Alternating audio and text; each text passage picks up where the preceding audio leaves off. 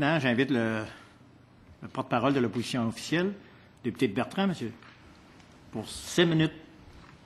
Merci, Monsieur le Président. Alors, mes remarques préliminaires seront assez brèves parce que je veux laisser aussi le soin à ma consoeur de dire quelques mots sur le temps qui nous est alloué pour les remarques préliminaires.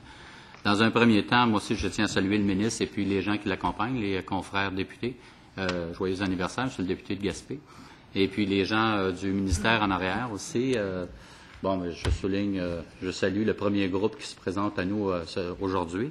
Je suis très heureux parce que nous allons recevoir une quinzaine de groupes au niveau de durant les prochaines journées concernant le projet de loi 76. Vous savez, ce que je trouve un petit peu triste, Monsieur le Président, c'est que les élections municipales du début du mois de novembre, les élections 2009 dans plus de 1138 municipalités. C'est vrai qu'il y a beaucoup de maires et mairesses qui ont été élus par acclamation, mais dans beaucoup de municipalités, malheureusement, les élections se sont déroulées avec en toile de fond un esprit de négatif et puis tout ça causé par une situation là, qui entache le monde municipal.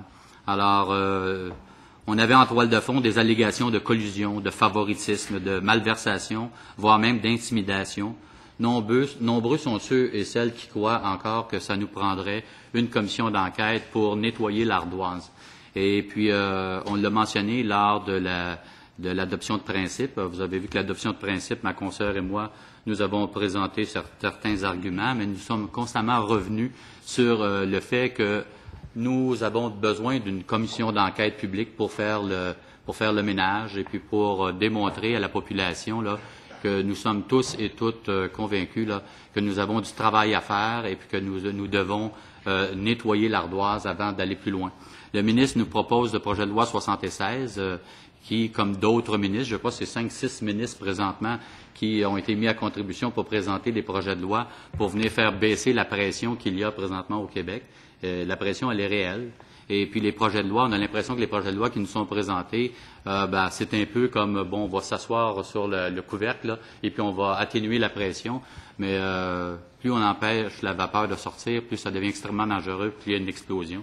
Alors, écoutez, nous avons demandé une commission d'enquête. Je rappellerai ici, c'est important de le rappeler, qu'il y a plus de 80% de la population qui demande une commission d'enquête. Il y a eu des demandes répétées des 3 partis d'opposition, l'Assemblée nationale, le Parti québécois, l'Action démocratique et Québec solidaire. La Fédération québécoise des municipalités s'est prononcée en faveur d'une commission d'enquête. Les maires de différentes grandes villes, Montréal, Longueuil, Gatineau, se sont aussi prononcés. De nombreux élus municipaux à travers le Québec, membres des 2 unions, se sont prononcés pour une commission d'enquête.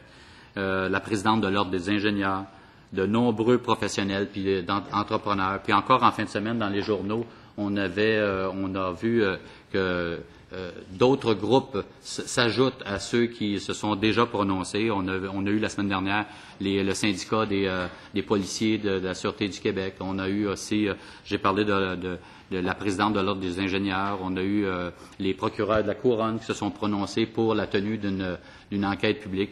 Vous savez, on peut présenter des projets de loi pour resserrer des règles, que ce soit aux affaires municipales ou que ce soit au niveau, le projet de loi pour les financements des partis politiques.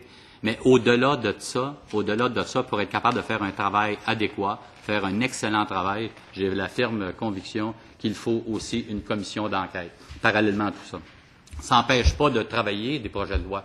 On l'a mentionné lors du principe, je l'ai dit au ministre, ma consoeur aussi, il y a des choses là-dedans qui sont intéressantes, mais où il va falloir apporter des précisions. D'ailleurs, j'ai lu rapidement le premier mémoire que nous avons reçu au niveau de l'UMQ, et puis on voit que les gens de l'UMQ prévoient déjà des amendements ou veulent faire des propositions parce que, il y a beaucoup d'interrogations, ce que j'ai soulevé la semaine dernière en Chambre.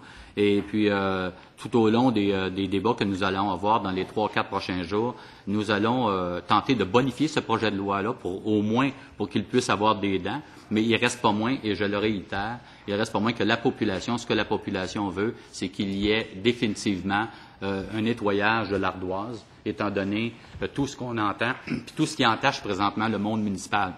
C'est triste parce que la grande majorité des élus municipaux, ce sont des gens qui travaillent avec fierté et puis qui veulent démontrer à leur population que ce sont des gens honnêtes.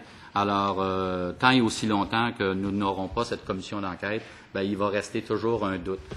Il y a beaucoup d'interrogations, il y a beaucoup de questions à poser concernant le projet de loi 76. Nous allons tenter d'apporter, comme je disais tantôt, des amendements, mais je suis pas prêt à dire immédiatement que ça va passer comme une lettre dans la poste, là, parce qu'il y a du travail à faire et on a des groupes à entendre. Déjà, dans le mémoire de l'UMQ, j'ai pu comprendre qu'ils avaient des orientations ou des choses à proposer intéressantes.